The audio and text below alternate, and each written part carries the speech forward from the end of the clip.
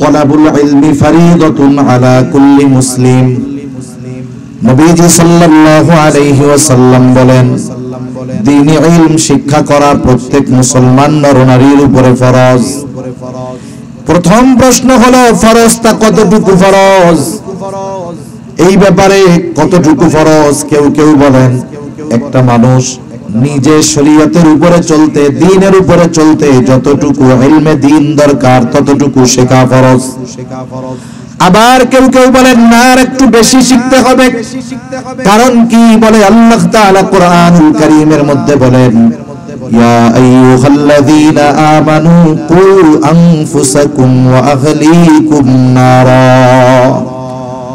আল্লাহ তাআলা বলেন, হে ঈমানদারেরা, তুমি নিজে জাহান্নামের আগুন থেকে বাঁচো, অধীনস্থদেরকেও জাহান্নামের আগুন থেকে বাঁচাও। তার মানে একজন মুমিনের উপরে আল্লাহ তাআলার আদেশ, তুমি নিজেও জাহান্নাম থেকে বাঁচবা, অধীনস্থদেরকেও জাহান্নাম থেকে বাঁচাইবা। প্রথম প্রশ্ন হইল, জাহান্নাম থেকে বাঁচবে কেমনে? বলে আল্লাহ তাআলার আদেশ নিষেধ মান্য করার মাধ্যমে জাহান্নাম থেকে বাঁচতে হবে। এখন বলেন তো, আল্লাহ তাআলার আদেশ নিষেধ অনুযায়ী যদি জীবনকে সাজাতে হয়, শরীয়তের দিক নির্দেশনা মোতাবেক যদি জীবন পরিচালিত করতে হয়, বলেন তো ইলমে দ্বীন দরকার আছে না নাই? ইলমের দরকার আছে। শুধু তাই না, আপনি যদি আপনার ছেলেটাকে, আপনার মেয়েটাকে, আপনার বোনটাকে, আপনার স্ত্রীকে দ্বীনের উপরে চালাতে চান, অ্যাডভাইস দিতে চান যে এইভাবে করো, এইভাবে করো, এভাবে করো না, বলেন তো আপনার অধীনস্থদেরকে দ্বীনের উপরে চালানোর জন্য ইলমে দ্বীন জানা দরকার আছে না নাই? এই দৃষ্টিকোণ থেকে উলামায়ে কেরাম বলেন, একটা মানুষ কমপক্ষে ওই পরিমাণ দ্বীনি ইলম অর্জন করা ফরজ যতটুকুর দ্বারা সে নিজে দ্বীনের উপরে চলতে পারে, তার অধীনস্থদেরকেও দ্বীনের উপরে চালাতে পারে। এই দুনিয়া থেকে ইসলামকে হাজারো ষড়যন্ত্র চক্রান্তর মাধ্যমে নিশ্চিহ্ন করে দেওয়ার প্রচেষ্টা অপচেষ্টা চালানো হয়েছে। সেই ধারাবাহিকতায় আমাদের উপমহাদেশেও কম হয় নাই। আপনারা যারা উপমহাদেশের ইতিহাস জানেন, বিশেষ করে আমাদের এই উপমহাদেশে একটা সময়, ওই সময়ের শাসকদের অধীনে তথা রাষ্ট্রীয়ভাবে লক্ষ লক্ষ মাদ্রাসা ছিল। শিক্ষা প্রতিষ্ঠান বলতেই মাদ্রাসা ছিল। বর্তমান ধারার আলিয়া মাদ্রাসাও না, কওমি মাদ্রাসাও না, দেওবন্দ সিলসিলার যে মাদ্রাসা আমাদের, এটাও না, আলিয়া যেটা, এটাও ছিল না। তখন শিক্ষা ব্যবস্থাই ছিল মাদ্রাসা শিক্ষার আলোকেই শিক্ষা ব্যবস্থা গোটাটাই এভাবে সাজানো ছিল। এখন যেমন স্কুল একটা, আলিয়া মাদ্রাসা একটা, আমাদের কওমি মাদ্রাসা আর একটা, ওই রকম ছিল না। ওই সময় শিক্ষা ব্যবস্থা বলতেই ছিল কি? মাদ্রাসা। ওইটাই স্কুল, জাগতিক ধর্মীয় সব শিক্ষা এক জায়গায় দেওয়া হতো। এটা কোন সময়? এটা ব্রিটিশদের এদেশের শাসন ক্ষমতা, এদেশের রাষ্ট্রীয় ক্ষমতা গ্রহণ করার পূর্বে 1757 সালে পলাশির যুদ্ধের মাধ্যমে আস্তে আস্তে তো ইংরেজরা গোটা উপমহাদেশের নিয়ন্ত্রণ নিয়ে নিল। সর্বশেষ পলাশির যুদ্ধে নবাব সিরাজউদ্দৌলাকে পরাজিত করার মাধ্যমে গোটা উপমহাদেশের পূর্ণ নিয়ন্ত্রণ চলে গেল ইংরেজদের হাতে। ইংরেজদের বিরুদ্ধে প্রতিবাদ কারা করেছে? ইংরেজদের বিরুদ্ধে মূলত প্রতিবাদ করেছে উলামায়ে কেরাম। উলামায়ে কেরাম প্রতিবাদ করেছে, ইংরেজদের বিরুদ্ধে জিহাদের ব্যাপারে ফতোয়া দিয়েছে। ইংরেজ সরকার দেখলো এদের বিরুদ্ধে প্রতিবাদ মুখর অন্য কোন জাতি বা অন্য কোন মানুষ নয়, একমাত্র টুপিওয়ালা উলামায়ে কেরাম এদের বিরুদ্ধে মাথা উঁচু করে দাঁড়াচ্ছে, প্রতিবাদ করতেছে, মানুষদেরকে প্রতিবাদ করার জন্য উদ্বুদ্ধ করতেছে। এর ভেতরে বেশ কয়েকবার উলামায়ে কেরামের নেতৃত্বে ইংরেজদের সাথে অনেকগুলো যুদ্ধ সংগঠিত, জিহাদ সংগঠিত হয়েছে। ইংরেজরা যখন দেখলো এই উপমহাদেশে যদি আমাদের শাসনকে পাকাপোক্ত করতে হয়, কি করতে হবে? এক নাম্বার, এই উলামায়ে কেরামকে নিস্তব্ধ করে দিতে হবে। উলামায়ে কেরামকে নিস্তব্ধ করে দিতে হবে। আর কোথার থেকে উলামায়ে কেরাম উৎপত্তি ঘটে? ফ্যাক্টরি মাদ্রাসাগুলোকে বন্ধ করে দিতে হবে। উলামায়ে কেরাম আছে, জিজ্ঞাসা করেন ইতিহাস, লক্ষ লক্ষ মাদ্রাসা। আজকে অনেক সময় মাদ্রাসাগুলো নিয়ে আমরা তিরস্কার করি, বলি হুজুররা চায় খালি শুধু চায়, দান দক্ষিণায় চলে। একটা সময় এক একটা মাদ্রাসা মানে ওই মাদ্রাসার অধীনে ব্যবস্থাপনা রাষ্ট্রীয়ভাবে এমন ছিল, প্রত্যেকটা মাদ্রাসা অর্থনৈতিকভাবে স্বয়ংসম্পন্ন ছিল। এবং রাষ্ট্রীয় শিক্ষা ব্যবস্থা, যেমন আমাদের দেশে primary school, high school, college, varsity, এখানে যে বেতন দেওয়া হয়, যে খরচ হয়, এই জেনারেল শিক্ষা ব্যবস্থার সব খরচ বহন করে গভর্নমেন্ট, সরকার বহন করে। তৎকালীন সময়ে মাদ্রাসাও স্বয়ংসম্পন্ন ছিল এবং মাদ্রাসা স্বায়ত্তশাসিত ছিল। স্বায়ত্তশাসিত মানে আমাদের দেশের পাবলিক ইউনিভার্সিটি যেগুলো, ওখানে গভর্নমেন্টের রুলস চলে না, যদিও খরচ গভর্নমেন্ট দেয়। কথা বুঝতে পারছেন? খরচ সরকার দেয়, কিন্তু প্রত্যেকটা ইউনিভার্সিটির পার্সোনাল ল আছে, ব্যক্তিগত আইন আছে। ওখানে গভর্নমেন্ট গিয়ে হস্তক্ষেপ করে না, যদিও খরচ গভর্নমেন্ট দেয়। একটা সময় মাদ্রাসাগুলো এরকম ছিল, পূর্ণ নিয়ন্ত্রিত হতো উলামায়ে কেরামের মাধ্যমে। মাদ্রাসাগুলোর খরচ ঠিকই গভর্নমেন্ট দিত, কিন্তু এই মাদ্রাসাগুলোর মধ্যে কোন ধরনের হস্তক্ষেপ তারা করার স্পর্ধা, সাহস কখনো কোনো মুসলিম শাসক দেখাইতো না। ওরা কি করলো? এই মাদ্রাসাগুলোকে ধ্বংস করলো। মাদ্রাসার যে সম্পদগুলো ছিল এগুলো সব তাদের অধীনে নিয়ে নিল। চিন্তা কি? চিন্তা হলো যে যাতে করে নতুন করে কোনো আলেম না হয় এবং তাদের বিরুদ্ধে কোনো কেউ যেন প্রতিবাদ না করতে পারে। লক্ষ লক্ষ মাদ্রাসা ধ্বংস করা হয়েছে এই উপমহাদেশে। শুধু বাংলায় 90,000-এর উপরে মাদ্রাসা তারা ধ্বংস করেছে। এরপরের ষড়যন্ত্র কি? মাদ্রাসা তো বন্ধ হয়েছে, ফ্যাক্টরি বন্ধ। ফ্যাক্টরি বন্ধ হয়ে যায়, যাক, যদি ওই ফ্যাক্টরি গড়ে তোলার মতো মানুষ থাকে, পরিচালনার মতো মানুষ থাকে, তাহলে খোলা মাঠেও তারা উলামায়ে কেরামরা মেহনত করে আলেম তৈরি করতে পারবে। এজন্য কি করা যায়? এইবার ষড়যন্ত্র হলো উলামায়ে কেরামকে হত্যা করার ষড়যন্ত্র। লক্ষ লক্ষ উলামায়ে কেরামকে হত্যা করে ফেলছে, তারা শহীদ করেছে। উদ্দেশ্য কি? তাদের প্রতিবাদী কেউ হবে না এবং ইসলামকে পুরো নিশ্চিহ্ন করে দেওয়ার লক্ষ্যে এই অবস্থা তারা করছে।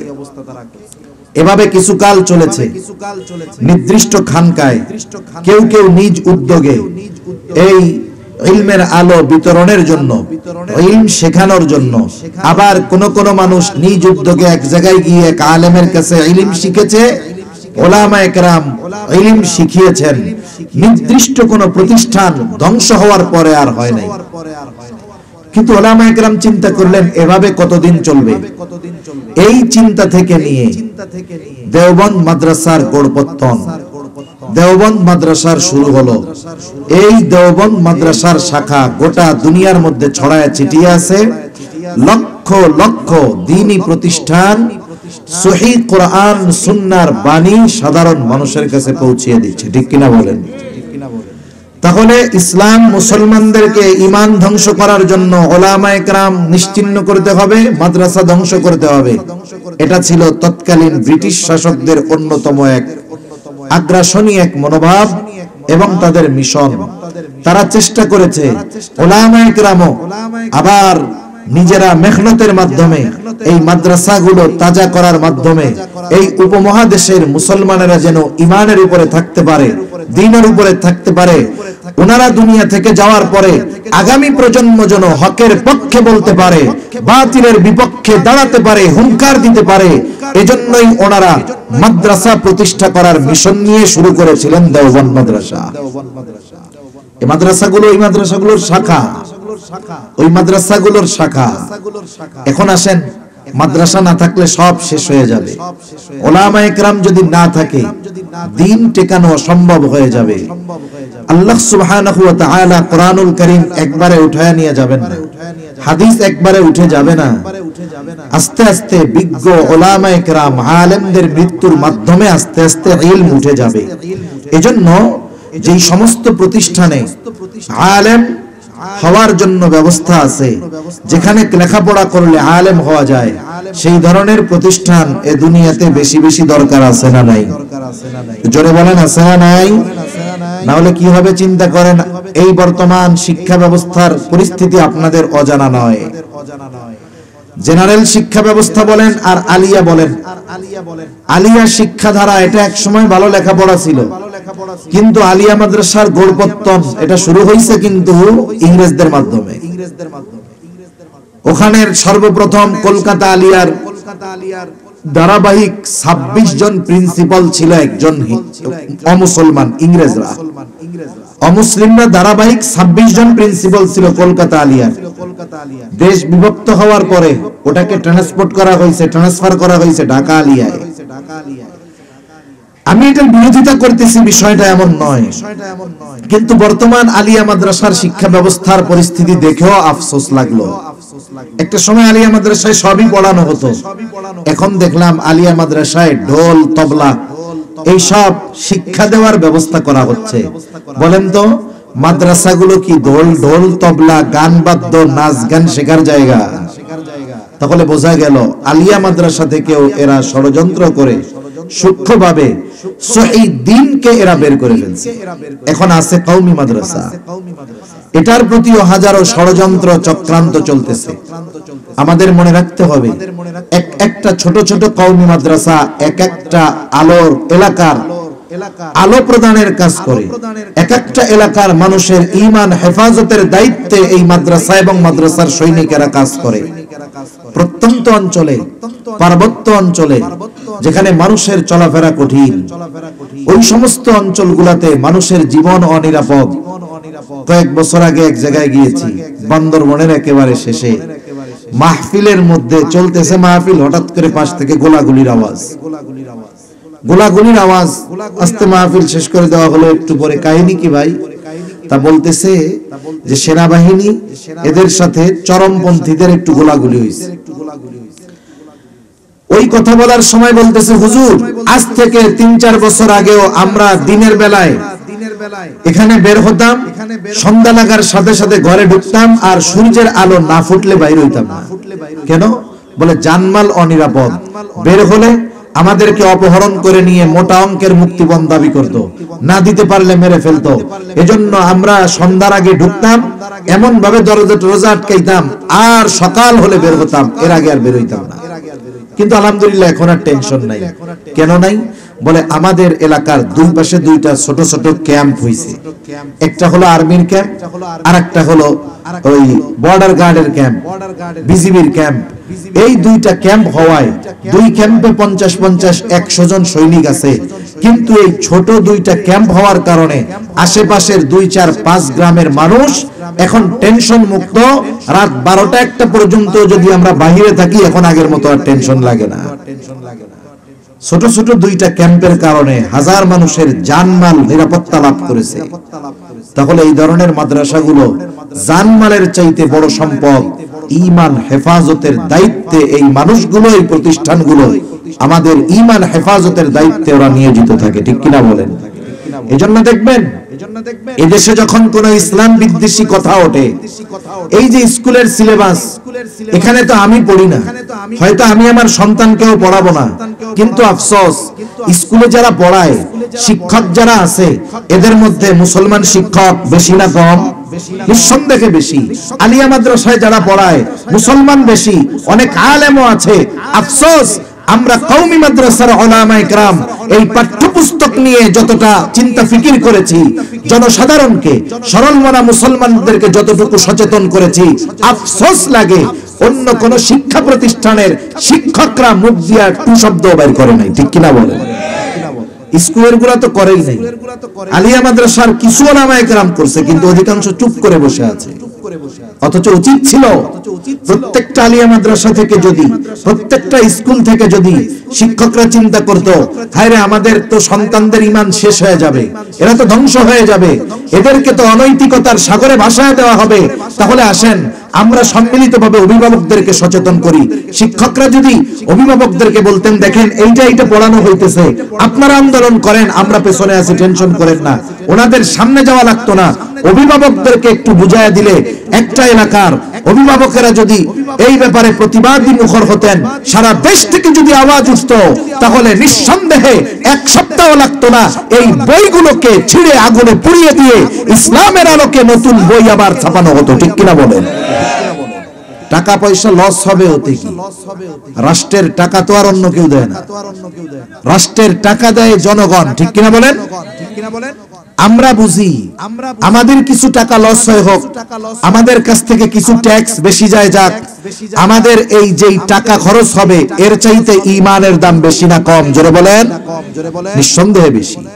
ঈমানের জন্য যেখানে আমরা জীবন দিতে প্রস্তুত, সেই ঈমান হেফাজতের জন্য আমাদের পাঠ্যপুস্তক থেকে নাস্তিক্যবাদ, আমাদের পাঠ্যপুস্তক থেকে সমকামিতাকে যেই এই জনসাধারণের মধ্যে স্বাভাবিক করার অপচেষ্টা, এগুলো আমাদের পাঠ্যপুস্তক থেকে মুছে দেওয়ার জন্য আমাদের যদি কিছু অর্থ যায়, রাষ্ট্রের যদি কিছু অর্থ যায়, অসুবিধা কোথায়?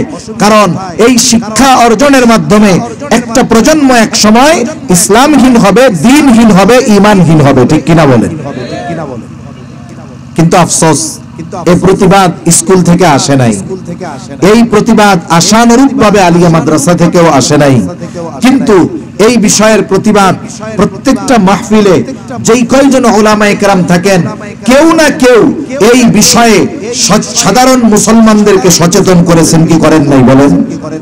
এখন বলেন, ঘাও রোগ আরেকজনের সতর্ক করি আমরা উলামায়ে কেরাম।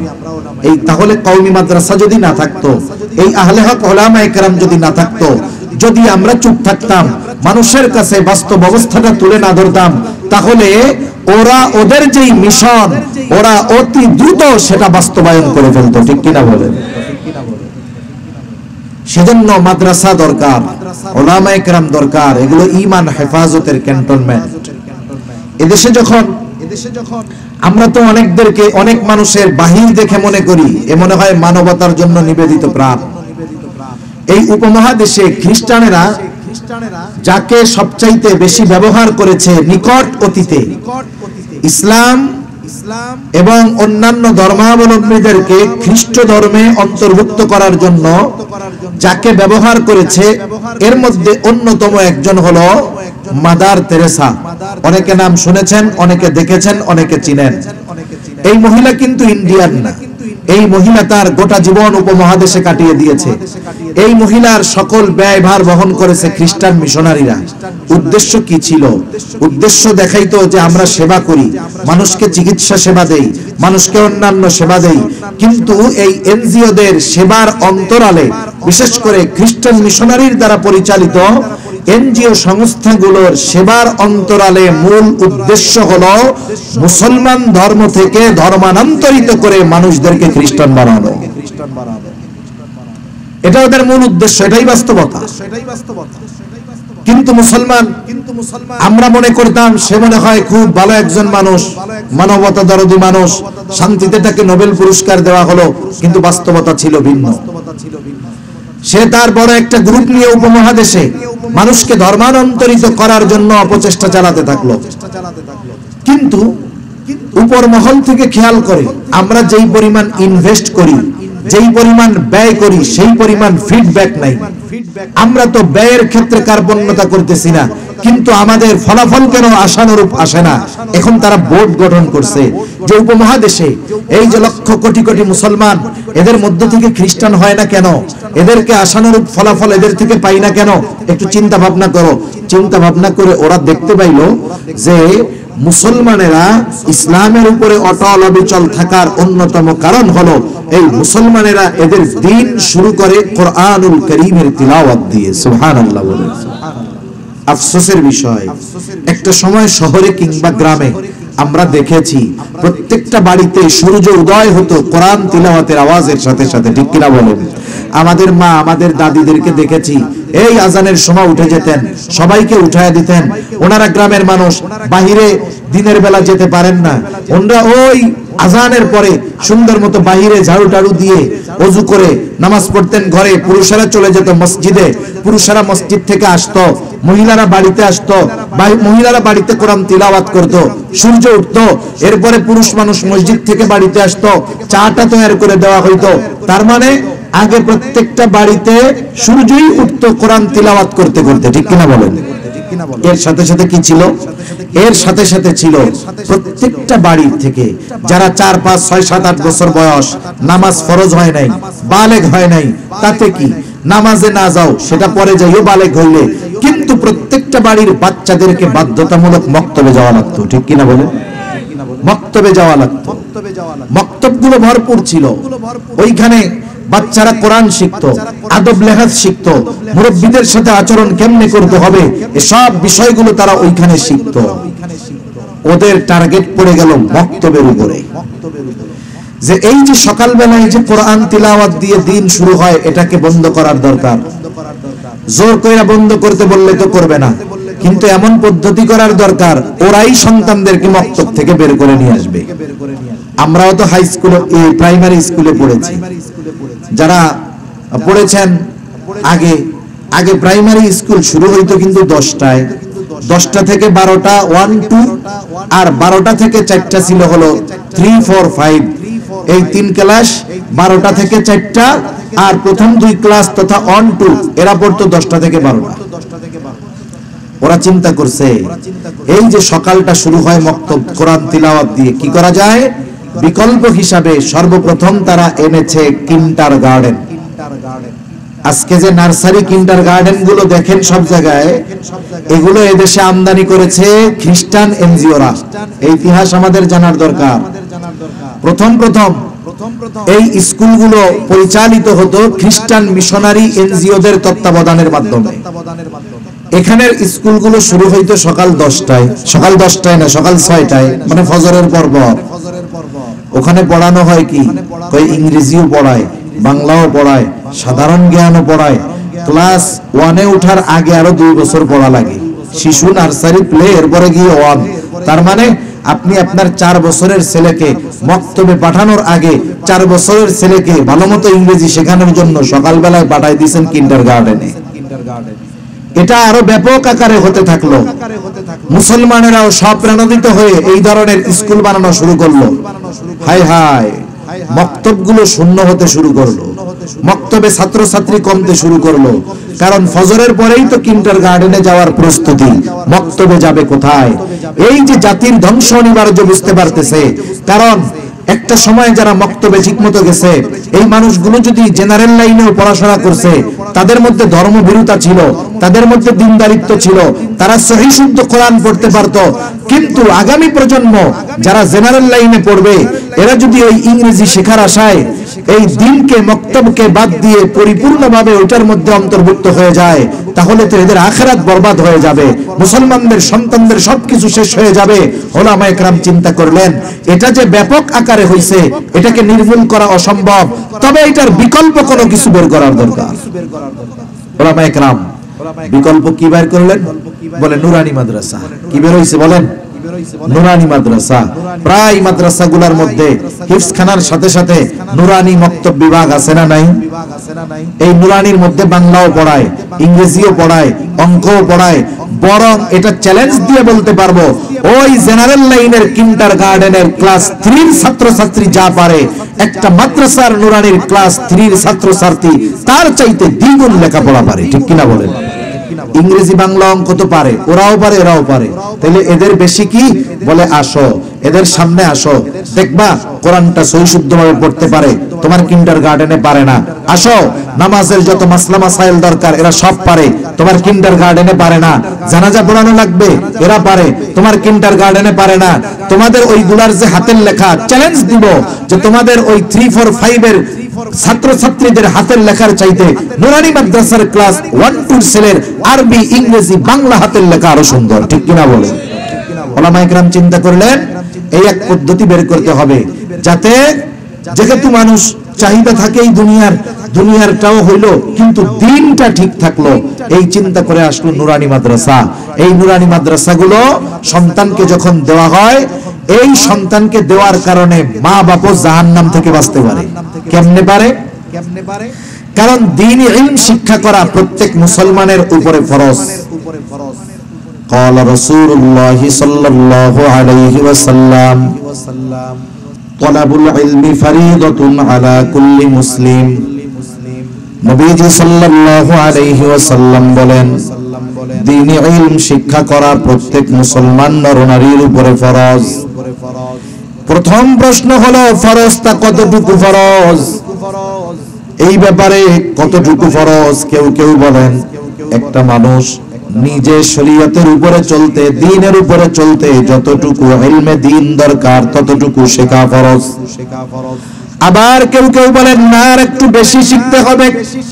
কারণ কি? বলে আল্লাহ তাআলা কোরআনুল কারীমের মধ্যে বলেন, ইয়া আইয়ুহাল্লাযীনা আমানু কু আনফুসাকুম ওয়া আহলিকুম নারা। আল্লাহ তাআলা বলেন, হে ঈমানদারেরা, তুমি নিজে জাহান্নামের আগুন থেকে বাঁচো, অধীনস্থদেরকেও জাহান্নামের আগুন থেকে বাঁচাও। তার মানে একজন মুমিনের উপরে আল্লাহ তাআলার আদেশ, তুমি নিজেও জাহান্নাম থেকে বাঁচবা, অধীনস্থদেরকেও জাহান্নাম থেকে বাঁচাইবা। প্রথম প্রশ্ন হইল জাহান্নাম থেকে বাঁচবে কেমনে? বলে আল্লাহ তাআলার আদেশ নিষেধ মান্য করার মাধ্যমে জাহান্নাম থেকে বাঁচতে হবে। এখন বলেন তো, আল্লাহ তাআলার আদেশ নিষেধ অনুযায়ী যদি জীবনকে সাজাতে হয়, শরীয়তের দিক নির্দেশনা মোতাবেক যদি জীবন পরিচালিত করতে হয়, বলেন তো ইলমে দ্বীন দরকার আছে না নাই? ইলমের দরকার আছে। শুধু তাই না, আপনি যদি আপনার ছেলেটাকে, আপনার মেয়েটাকে, আপনার বোনটাকে, আপনার স্ত্রীকে দ্বীনের উপরে চালাতে চান, অ্যাডভাইস দিতে চান যে এইভাবে করো, এইভাবে করো, এভাবে করো না, বলেন তো আপনার অধীনস্থদেরকে দ্বীনের উপরে চালানোর জন্য ইলমে দ্বীন জানা দরকার আছে না নাই? এই দৃষ্টিকোণ থেকে উলামায়ে কেরাম বলেন, একটা মানুষ কমপক্ষে ওই পরিমাণ দ্বীনি ইলম অর্জন করা ফরজ যতটুকুর দ্বারা সে নিজে দ্বীনের উপরে চলতে পারে, তার অধীনস্থদেরকেও দ্বীনের উপরে চালাতে পারে।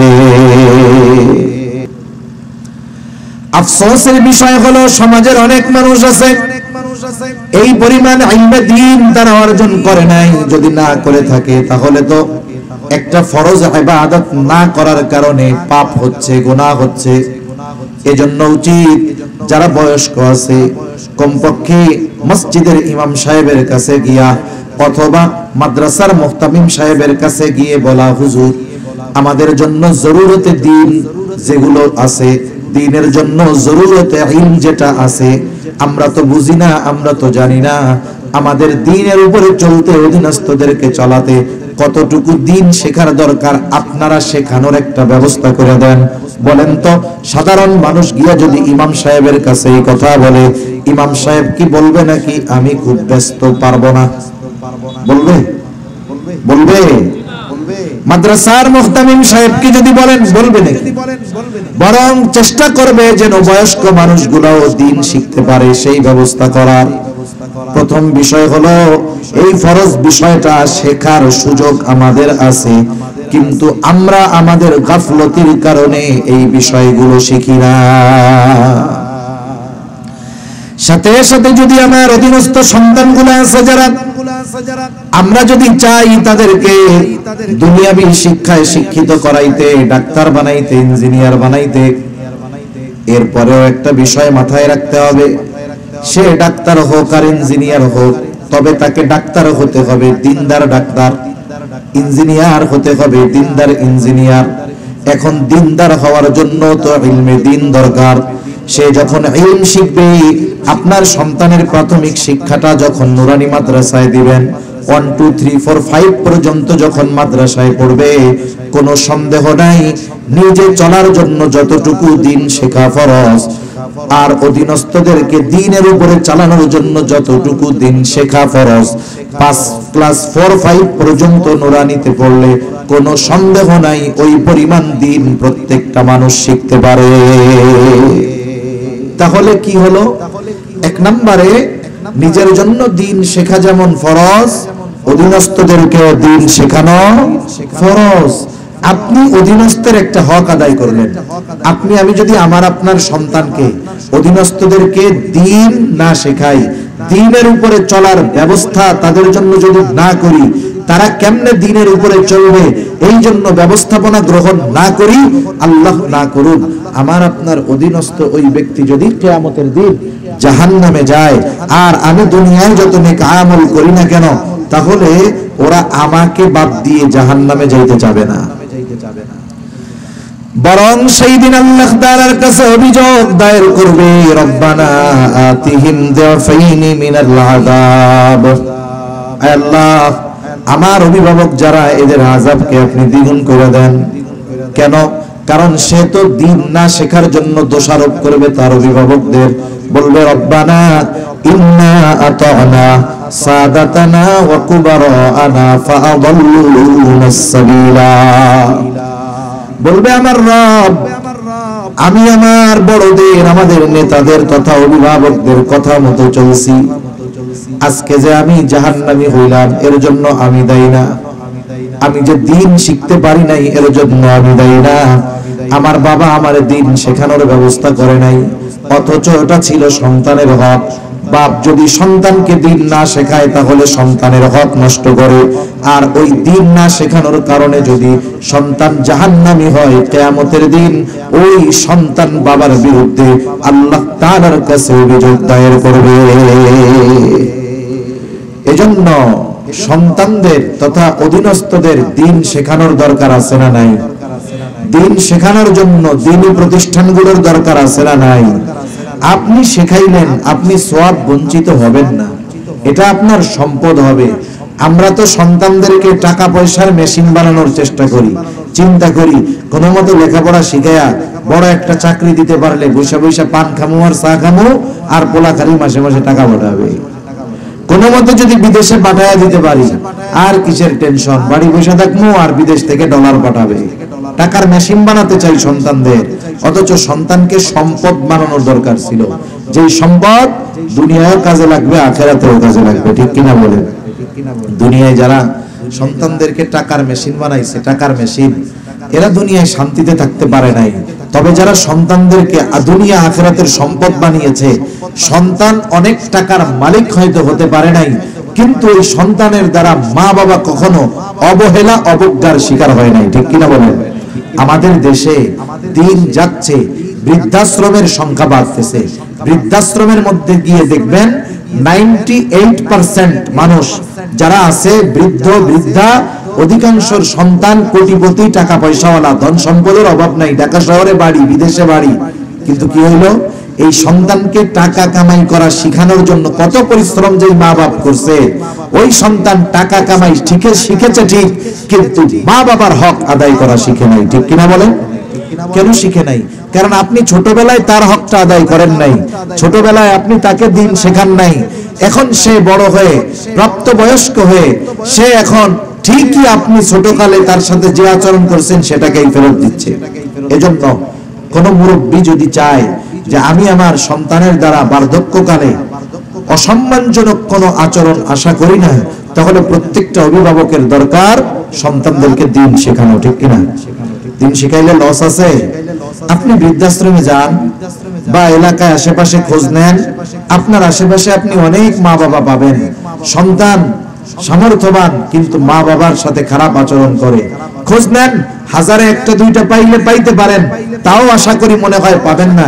কিন্তু একজন ছেলে মাদ্রাসায় পড়ায় আর উপার্জন হয় কয় টাকা, মসজিদে ইমামতি করে বেতন হয় আর কয় টাকা, কিন্তু দেখবেন ওই লোকটা তার বৃদ্ধ মা বাবাকে তার কম উপার্জনের কারণে কোনো সময় যে কষ্ট দেয় এমনটা আপনি দেখবেন না। ঠিক কিনা বলেন?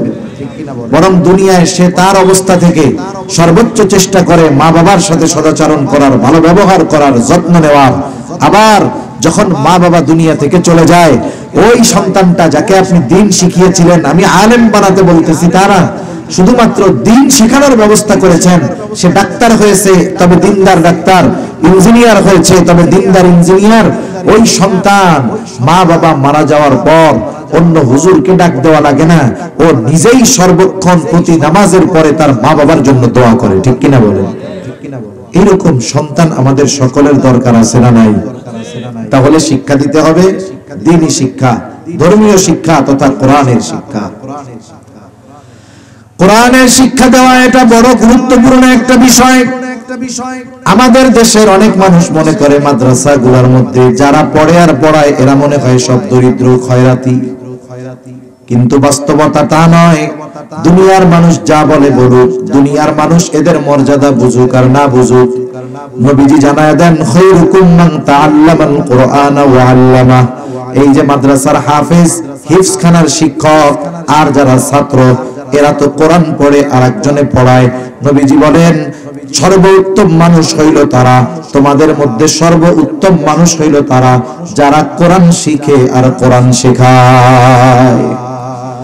তাহলে আল্লাহর রাসূলের ঘোষিত সর্বোত্তম মানুষ আপনার আমার সন্তানকে যদি কোরআন শিক্ষা দেওয়ার জন্য দিয়ে দিতে পারি, আল্লাহ এবং আল্লাহর রাসূলের ঘোষণা অনুযায়ী সর্বোত্তম মানুষ হবে। এখন যে কোরআন পড়ায় সেও সর্বোত্তম মানুষ, তবে বাস্তবতা হইল উনি যেই মানের মানুষ ওনাকে আমরা সেই মানের ওজিফা বেতন দিতে পারি না। এর বিষয়টা আবার এমন নয় যে বেতন কম এই জন্য ওনার মর্যাদা কম। বিষয়টা কি এরকম নাকি? মনে করেন কেউ থাকলে আমি কাউকে ছোট করার জন্য বলতেছি না। এক বাজারে একজন মুচি আছে, মুচির কাজ কি বলেন তো? জুতা সেলাই করা। একজন মুচি মোটামুটি প্রতি মাসে দেখা যাবে ভালো ইনকাম করে, 20, 25, 30 হাজার টাকাও ইনকাম করে। মুসি 30,000 ইনকাম করে। এখন ওই মুসি বেড়াইতে গেছে অনেক দূরে, ভালো জামা কাপড় পরে গেছে, দেখতে তাকে সাহেব সাহেব লাগতেছে।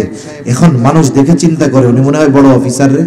এখন জিজ্ঞাসা করতেছে, ভাই বাড়ি কই? বলে অমুক জায়গায়। আপনি কি করেন? আপনারে তো দেখে খুব অফিসার অফিসার লাগতেছে।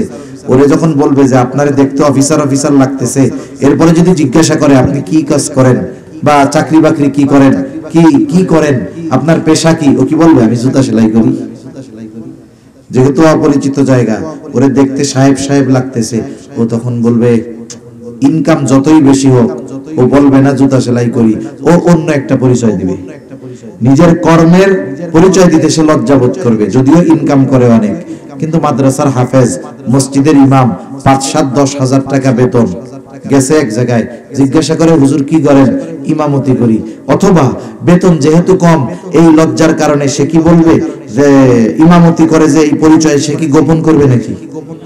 বরং সম্মানের সাথে বলবে আমি মসজিদের খেদমতে আছি, আমি কোরআনের একজন খাদেম, বেতন হয়তো 7,000। কিন্তু এই বেতন কমের কারণে তার সম্মান কম নয়, বেতন কমের কারণে তার ইজ্জত কম নয়। এই যে একজন হাফেজ আখিরাতের সম্পদ বানাইতেছে। আপনারা ডেস্টিনির নাম শুনছেন? ডেস্টিনি, ওই MLM সিস্টেম বিজনেস, এগুলো শরীয়ত এগুলো নিষিদ্ধ করে দিছে। যখন এদেশে আসছে বিজ্ঞ ওলামা ইকরাম প্রথমেই বলছে এগুলোর মধ্যে যেহেতু ধোঁকা আছে, এগুলোর সাথে শরীয়তের কোনো সম্পর্ক নাই, জায়েজও নাই। কিন্তু অল্পতে লাভ দেখছে, লোভ দেখলে কি মানুষ আর সামলাইতে পারে নাকি? ডান হাত বাম হাত বানাইতে হবে। এবার ডান হাতে একজন, বাম হাতে আরেকজন সদস্য, ওই ডান হাতের সদস্য আরো 2 জন বানাবে, ওর ডান হাত বাম হাত, ওরা সদস্য বানাবে, টাকা আসবে আমার অ্যাকাউন্ট। এই লোভ সামলাইতে পারে নাই আর কি। এই দেখেন দুনিয়ার লোভ করলেন, কিন্তু এই বিষয়টাও এলএমএল সিস্টেমের। একজন হাফেজে কোরআন যিনি শিক্ষক, তিনি একজন ছাত্রকে হাফেজ বানাইলেন, ও হাফেজ হইল, হেফজখানায় গেল, ওর থেকে হাফেজ হইল। কিয়ামত পর্যন্ত ওর সিলসিলা ধরে যত হাফেজে কোরআন হবে, যত হাফেজে কোরআন কিয়ামত পর্যন্ত এই উস্তাদের মাধ্যমে হবে।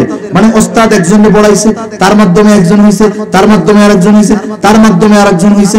পৃথিবী যতদিন থাকবে, এই ধারাবাহিকতা যতদিন চলতে থাকবে, ওই হাফেজে কোরআন সকলের তিলাওয়াতের সমপরিমাণ সওয়াবের মালিক হয়ে যাবে। আরে হাফেজে কোরআন তো আখিরাতের ব্যবসা বোঝে, নাইলে যেই 24 ঘন্টা ডিউটি তার করা লাগে, ওই 24 ঘন্টার 12 ঘন্টা সিএনজি চালাইলে মসজিদে মাদ্রাসায় যা বেতন দেওয়া হয় তার 4 গুণ সে ইনকাম করতে পারতো। এটা কি উনি বোঝে না? বোঝে। এরপরেও কেন বসে থাকে? আখিরাতের বিজনেসের আশায়। সন্তানদের আলেম বানাইলেন, লাভ কি? সন্তান ইলম অর্জন করার মাধ্যমে দুনিয়ায় আল্লাহ তাআলা তাকে সম্মানিত করবে, আখিরাতেও করবে। এই দুনিয়ায় সম্মানের মানদণ্ড টাকা পয়সা ধন দৌলত নয়। আমরা মনে করি যার টাকা বেশি, যার মর্যাদা বেশি, পদ বেশি, তার মনে হয় সম্মানও বেশি। কিন্তু আল্লাহ তাআলা সম্মানের মানদণ্ড হিসাবে নির্ধারণ করেছেন তাকওয়াকে, খোদাভীতিকে। এজন্য আল্লাহ কোরআনুল কারীমের মধ্যে বলেন, ইন্না আকরামাকুম ইনদাল্লাহি আতকাকুম, তোমাদের মধ্যে আল্লাহর নিকটে সম্মানিত হলো সে যে যত বেশি আল্লাহকে ভয় করে, আল্লাহ তাআলার কাছে সে তত বেশি সম্মানিত। এখন প্রশ্ন হতে পারে যে আল্লাহকে বেশি ভয় করে কারা? আওয়াম সাধারণ মানুষ আল্লাহকে ভয় করে, অনেক জেনারেল শিক্ষিত মানুষ আছে, তাকওয়া অনেক, আল্লাহ তাআলাকে ভয় করে। তবে সবচাইতে বেশি ভয় কারা করে? আল্লাহ তাআলাই নিজে জবাব দিয়ে বলেন, ইন্নামা ইয়াখশাল্লাহা মিন ইবাদিহিল উলামা। আল্লাহ তাআলা বলেন মানুষদের মধ্য থেকে যারা আলেম তারাই আল্লাহকে বেশি ভয় করে। আর আল্লাহকে যারা বেশি ভয় করে আল্লাহ তাআলার নিকটে তারা বেশি সম্মানিত। তাহলে ইলমের কারণে মানুষ সম্মানিত হয়, দুনিয়ায়ও হয়, আখিরাতে তো হবেই। আবার আল্লাহ তাআলা কোরআনুল কারীমের আরেক জায়গায় বলেন, ইয়ারফাউল্লাহুল্লাযীনা আমানু মিনকুম ওয়াল্লাযীনা উতুল ইলমা দারাজাত। আল্লাহ তাআলা দুইটি শর্তের আলোকে মানুষের মর্যাদাকে সমুন্নত করেন, সম্মানকে আল্লাহ বাড়ায় দেন। কিসের? আল্লাহ বলেন, ইয়ারফাউল্লাহুল্লাযীনা আমানু মিনকুম ওয়াল্লাযীনা উতুল ইলমা দারাজাত। তোমাদের মধ্যে যারা ঈমান এনেছে ও ইলম অর্জন করেছে, আল্লাহ তাআলা তাদের সম্মানকে সমুন্নত করে দিবেন, তাদের মর্যাদাকে আল্লাহ উঁচু করে দিবেন। এখন প্রথম শর্ত হলো ঈমান, দুই নম্বর শর্ত হলো ইলম। এখানে বুজুর্গানে দিন বলেন শুধুমাত্র পুঁথিগত জ্ঞান অর্জন করা নয়, একজন হাফেজ হলো, কিতাব পড়লো, আলেম হলো, এতটুকু নয়, বরং ইলম অর্জন করেছে, সাথে সাথে ওই ইলম অনুযায়ী যারা আমল করেছে, ইমানদার ইলম অনুযায়ী যারা আমল করলো, আল্লাহ তাআলা তাদের সম্মান মর্যাদাকে সমুন্নত করে দিবে। দুনিয়ায় সম্মান দিবে, টাকা পয়সা না থাকলেও সম্মান দুনিয়ায় আল্লাহ তাআলা দিবে। এখন আখিরাতেও আল্লাহ তাআলা সম্মান বঞ্চিত করবে না। একজন হাফেজ, একজন আলেম, সে দুনিয়ায় যেমন সম্মানিত হবে আখিরাতেও সম্মানিত হবে। এখন কথা হইল আলেম হাফেজের বাবার কি লাভ? বলে হ্যাঁ লাভ। দুনিয়ার যে সিস্টেম, একজন কৃষকের ছেলে, গরিব মানুষের ছেলে বিসিএস ক্যাডার হয়ে গেল, বড় সরকারি চাকরিজীবী হলো, সরকারি চাকরি পেয়ে গেল।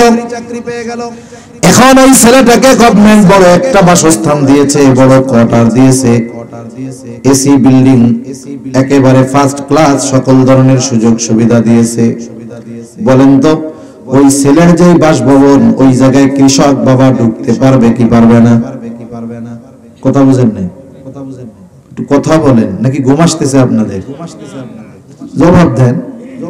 সিলেটের মানুষ তো এরকম না, একটু জবাব দেয়, নাকি ড্যাম ড্যাম হয়ে গেলেন?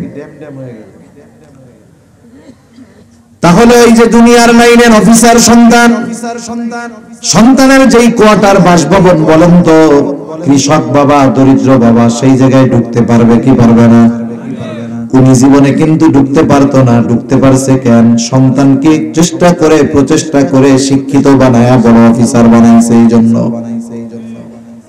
দুনিয়ায় যদি এমন হয়, সন্তান সম্মানিত হওয়ার জন্য যদি মা বাবা সম্মান পায়, আখিরাতে আল্লাহ তাআলা যখন আলেম হাফেজদেরকে সম্মানিত করবেন, তারা সম্মানিত হওয়ার কারণে অবশ্যই অবশ্যই তার মা বাবাও সম্মানিত হবে। কোরআনের ধারক বাহক যারা হবে হাফেজে কোরআন, দুনিয়ায় তো সওয়াবের ব্যবসা, দুনিয়ায় তিলাওয়াত করে আখিরাতের সম্পদ উপার্জন করেছে। কোরআনুল কারীম তিলাওয়াতের মাধ্যমে সওয়াব অর্জন করা, এটা সবচাইতে বড় সহজ। আবার হাদিসের মধ্যে আসছে, এক হাদিসে আফজালুদ যিকর হলো তিলাওয়াতুল কোরআন। কোরআন তিলাওয়াত করলে লাভ কি? হাদিসের মধ্যে আসছে, নবীজি বলেন মান ক্বারা হারফাম মিন কিতাবিল্লাহ ফালাহু হাসানাহ ওয়াল হাসানাতু বিআশরি আমসালিহা নবীজি সাল্লাল্লাহু আলাইহি ওয়াসাল্লাম বলেন যে আল্লাহর কিতাব তথা কোরআন থেকে একটা অক্ষর তিলাওয়াত করবে হরফাম মিন কিতাবিল্লাহ ফালাহু হাসানা, তার জন্য হলো একটা হাসানা। হাসানা কি জিনিস? বলে ওয়াল হাসানাতু বিআশরি আমসালিহা, 10টা নেকিতে হয় একটা হাসানা। নবীজি এরপরে বলেন লা আকুলু আলিফ লাম মিম হারফুন বাল আলিফুন হারফুন লামুন হারফুন ওয়া মিমুন হারফুন, আমি বলি না আলিফ লাম মিম একটা হরফ, বরং আলিফ একটা হরফ, লাম একটা হরফ, মিম একটা হরফ। তাইলে আলিফ যখন পড়বে, লাম আলিফ লাম মিম যখন পড়বে, সাথে সাথে তার আমল নামায় কমপক্ষে 30টা নেকি আল্লাহ তাআলা যোগ করে দিবে। এটা হলো সর্বনিম্ন, এটা হলো কি বলেন না, সর্বনিম্ন প্রতিদান। আবার কেউ কেউ বলেন আলিফ লিখতে 3টা অক্ষর লাগে, আলিফ লাম ফা, কয়টা অক্ষর লাগে? আলিফ দেখা যাচ্ছে একটা, কিন্তু আলিফ যদি আপনি আবার আরবিতে লিখতে যান আলিফ, তাহলে কয়টা লাগে? 3টা। বলে শুধু আলিফ যখন পড়বে, যেহেতু আলিফ লিখতেও 3টা আরবি অক্ষর লাগে, তাইলে ওই আলিফের মধ্যে আরো 3টা অক্ষর আছে, এই 3 অক্ষরের সব ধরতে হবে তো। তাইলে তাহলে কি হবে? বলে কমপক্ষে আলিফ উচ্চারণ করলে কমপক্ষে 30টা নেকি হবে। সুবহানাল্লাহ বলেন। তাহলে কোরআন এমন এক জিনিস, এই যে রমজান মাস আসতেছে না, আজকে শাবানের কয় তারিখ বলেন তো? কয় তারিখ? হায় হায়, কয় তারিখ? দুঃখের ব্যাপার এটা। অথচ নবীজি বলেছিলেন, হাদিসের মধ্যে আসছে, এখন তো এক ওয়াজ থেকে আর এক ওয়াজে যাওয়া লাগবে, পারলেন না কেন? নবীজি বলেন আহসু হিলালা শাবান আলি রমাদান, তোমরা রমজানের প্রস্তুতির জন্য শাবানের চাঁদ গণনা করো। এটা গণনা করলেও সওয়াব। ইংরেজি তারিখ কইতে পারি, বাংলা তারিখ কইতে পারি, 21 ফেব্রুয়ারি কইতে পারি, কিন্তু মুসলমান যেটার সাথে ইবাদতের সম্পর্ক সেটার খবর নাই। এটা আফসোসের ব্যাপার না? আফসোসের ব্যাপার। এখন কি কমু, এক লাইনের থেকে এখন আমার আলাদা এক জায়গায় চলে যাইতে হবে। এই শাবানের চাঁদের হিসাব রাখতে হবে। ইসলামের ভিত্তি কয়টা বলেন তো? ইসলামের মূল বুনিয়াদ হলো 5টি, কালিমা, নামাজ, রোজা, হজ, যাকাত। এই ইসলামের মূল বুনিয়াদগুলোর গুরুত্বপূর্ণ ইবাদতগুলো চন্দ্র তারিখের সাথে সম্পৃক্ত। এই যে রোজা আসতেছে, ইংরেজি মাস হিসাব করে রোজা রাখলে হবে? চন্দ্র মাসের সাথে সম্পর্ক, চন্দ্র তারিখের সাথে সম্পর্ক। এরপরে হজ আসবে জিলহজ মাসে, ইংরেজি তারিখের হিসাবে নাকি চন্দ্র তারিখের হিসাবে? যাকাত দেওয়া হয়, ফরজ যাকাত দেওয়া, এই যাকাতের হিসাব হবে, এটাও চন্দ্র বর্ষের হিসাবে, ইংরেজি বর্ষের হিসাবে 1 বছর না। প্রতি বছরে যে যাকাত দেওয়া হয়, যে নেশাব পরিমাণ মালের মালিক, ওই সম্পদের উপরে 1 বছর অতিবাহিত হলো, এই বছরের হিসাবটা হবে চন্দ্র হিসাবে। তাহলে দেখেন এখানেই গুরুত্বপূর্ণ 5টি ভিত্তির 3টি ইবাদত সম্পৃক্ত এই চন্দ্রের সাথে, অথচ আমাদের খোঁজ খবর নেই। এখন থেকে আমরা গণনা করব আজকে কয় তারিখ, কারণ আরবি মাস শুরু হয় সূর্যাস্তের সাথে সাথে একটা শেষ, সূর্যাস্তের শেষ হইল নতুন আর একটা শুরু হইল। এজন্য মসজিদগুলোর মধ্যে এরকম চার্ট টানায় রাখার দরকার, আরবি তারিখের বোর্ড রাখা দেওয়ার দরকার, যেন এগুলোর হিসাব কমপক্ষে মুসল্লিদের থাকে। এখানে তো মুসল্লি অনেক আছে, বলতে পারলেন না। যদি মসজিদে একটা বোর্ড থাকতো, বোর্ডের ওই জায়গায় লেখা সন, আর এক জায়গায় লেখা মাস। সন একবার লিখলে 1 বছরের নাম মুছলে আর লেখা লাগবে না, মাস একবার লিখলে 1 মাসে নাম মুছে গেলে আর লেখা লাগবে না। এখন তারিখটা একটু বড় করে লিখবেন, মাগরিবের নামাজ পড়তে আসবেন, মুছে দিলেন 7 তারিখ, এখন থেকে 8 তারিখ, সূর্য ডুবে গেছে, আবার পরের দিন আসলেন। এই 1-2 মিনিটের কাজও না। এটা যদি করা হয় কমপক্ষে মুসল্লিদের নজরে পড়বে, আর দেখবে যে আরবি এই মাস এই বছর এই তারিখ। জুমার দিন সবাই আসবে, কমপক্ষে জানবে যে এই মাস এই বছর এই তারিখ। ঠিক কিনা কোন? এই বিষয়টা আমরা খেয়াল রাখবো, রাখা যাবে তো? তাহলে নবীজি বলছেন আহসু হিলালা শাবান আলি রমাদান, এই রমজানের জন্য তোমরা শাবানের চাঁদের গণনা করো। এই যে রমজান মাস আসতেছে, দামি একটা মাস না? এই রমজান মাস কত দামি! আল্লাহ বলেন এই রমজান মাসে কোরআন নাজিল হইছে, এই জন্য এই রমজান মাসের দাম বেড়ে গেছে। সুবহানাল্লাহ বলেন। এখন রমজান মাসের কোন তারিখে কোরআন নাজিল হইছে? বলে লাইলাতুল কদরে হইছে। ইন্না আনজালনাহু ফি লাইলাতিল কদর, ইন্না আনজালনাহু দ্বারা উদ্দেশ্য আল কোরআন। কোরআন নাজিল হয়েছে লাইলাতুল কদরে। এই লাইলাতুল কদর ওই রাত্রে কোরআন নাজিল শুরু হওয়ার কারণে দামটা কেমন বাড়ছে? বলে লাইলাতুল কদরি খায়রুম মিন আলফি শাহর। এই রাতটার দাম এতটা বেড়ে গেছে, বলে খায়রুম মিন আলফি শাহর, 1000 মাসের চাইতে উত্তম আল্লাহ তাআলা এই রাতটাকে ঘোষণা করেছে। সুবহানাল্লাহ। লাইলাতুল কদর বিহীন 1000 রাতের সমপরিমাণ ফজিলত ওই একটা রাত্রে। কিসের কারণে? বলে কোরআনের কারণে। সুবহানাল্লাহ বলুন। এই উম্মত দামি কোরআনের কারণে, মনে রাখতে হবে। এজন্য এই কোরআনের খেদমতে আমাদের থাকতে হবে, কোরআন ওয়ালাদের খেদমতে থাকতে হবে। যেখানে কোরআন পড়া হয় সেখানে আমাদের মহব্বত থাকতে হবে। যারা কোরআন ওয়ালা তাদের সাথে আমাদের মহব্বত থাকতে হবে, ঠিক কিনা বলেন? নিজে কোরআন ওয়ালা হওয়ার চেষ্টা করতে হবে, নাইলে নিজের ঘরের মানুষদেরকে কোরআন ওয়ালা বানানোর চেষ্টা করতে হবে। তাইলে দুনিয়ায় যেমন সম্মান, আখিরাতে সম্মান আছে না নাই? সোয়াবের বিজনেস খুলে গেল, এখন আখিরাতে হাফেজে কোরআন রে বলা হবে। আমি শেষ করে দিব, আমার বুকটা খুব ব্যথাচ্ছে অল্প সময়ের মধ্যে, 2-4-5 মিনিটের মধ্যে। এখন দেখেন হাফেজে কোরআনকে বলা হবে ইকরা ওয়ারতাকি ওয়ারাতিল কামা কুনতা তুরাতিলু ফিদ দুনিয়া ফা ইন্না মানজিলাকা ইনদা আখিরি আয়াতিন তাকরাউহা। সাহেবে কোরআনকে কিয়ামতের দিন আল্লাহ তাআলা বলবেন ইকরা ওয়ারতাকি ওয়ারাতিল কামা কুনতা তুরাতিলু ফিদ দুনিয়া, তুমি পড়তে থাকো আর উঠতে থাকো যেমনে দুনিয়ায় পড়তা। এইবার হাফেজে কোরআন পড়তে থাকবে আর সে মর্যাদার উচ্চ আসনে উঠতে থাকবে। আল্লাহ তাআলা যেখানে গিয়ে তার পড়া শেষ হবে, আল্লাহ তাআলা তার মর্যাদাটাকে সেই পর্যন্ত পৌঁছা দিবে। শুধু তাই না, একজন হাফেজে কোরআনের মা বাবা ইমানদার যদি হয়, তাদেরকে নূরের জোড়া পরায় দেওয়া হবে, বাদশাহী পোশাক, মাথায় তাজ পরায় দেওয়া হবে। উজ্জ্বলতা এতটা বেশি হবে যে সূর্যের আলো তার কাছে হার মাইনা যাইত। এই যে দুনিয়ার একজন সাধারণ মানুষ, সে নিজে হয়তো কোরআন পড়তে পারতো না, নিজে হয়তো আলেম হইতে পারে নাই, কিন্তু আলেমের অভিভাবক হওয়ার কারণে এই মানুষগুলো কিয়ামতের দিন সন্তানের কারণে আল্লাহর কাছে মর্যাদা পেয়ে যাবে। এখন সন্তান নাই, কি করবে? বলে কোরআনের সাহায্যকারী হয়ে যাবে। কোরআনের কি হয়ে যাবে? সাহায্যকারী হয়ে যাবে। এজন্য এই দুনিয়ায় যদি কোরআনের সাথে আমরা না থাকি, দ্বীন শিক্ষার সাথে যদি আমরা না থাকি, তাহলে জাগতিক শিক্ষা যদি দ্বীনবিহীন হয়, তাহলে ওই শিক্ষা আগামী প্রজন্মকে নাস্তিক, মুরতাদ, ইসলাম বিদ্বেষী বানাবে, ঠিক কিনা বলেন? আর যদি ওই শুরুর জামানার মতো ইংরেজদের আগে যে আমাদের প্রাথমিক শিক্ষা, এক কথায় শিক্ষা ব্যবস্থা ছিল দ্বীনি শিক্ষার আলোকে, যেহেতু মুসলমানদের দ্বীন শেখা ফরজ, ওই জন্য ওই আলোকে শিক্ষা ব্যবস্থা সাজানো হতো। আমাদের দেশেও যদি ওই আলোকে শিক্ষা ব্যবস্থা সাজানো হইতো, প্রাইমারি হাই স্কুলে পড়লে সে দুনিয়ার লাইনের জ্ঞান অর্জন করবে, আবার কমপক্ষে তার ফরজ পরিমাণ ইলম অর্জন হয়ে যাবে, তাহলে তো আর সমস্যা ছিল না। কিন্তু আফসোস, আমাদের দিনদারদের সন্তানেরা স্কুল, কলেজ, ভার্সিটিতে গিয়ে বদ্দিন হচ্ছে, ঠিক কিনা বলেন? এজন্য আমরা মুসলমান, আমাদের মরতে হবে একদিন।